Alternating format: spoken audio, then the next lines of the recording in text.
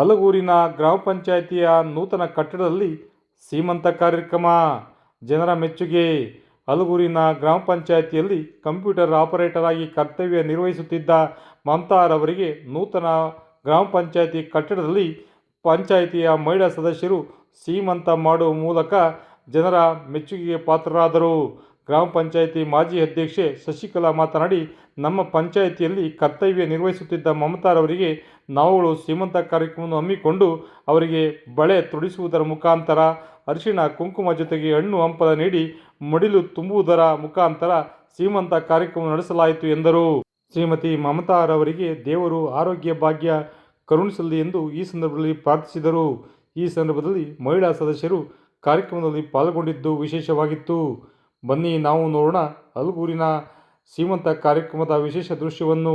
ವಿಶೇಷ ವರದಿ ಎಚ್.ಎನ್. ಪ್ರಸಾದ್, ಹಲಗೂರು.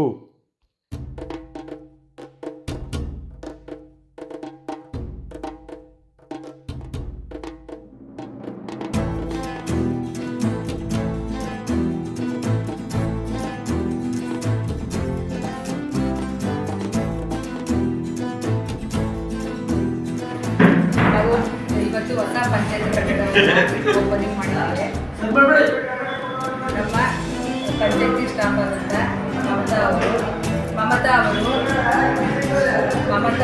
ಶ್ರೀಮತಿ ಮಮತಾ ಅವರಿಗೆ ಶ್ರೀಮಂತ ಕಾರ್ಯವನ್ನು ನಾವು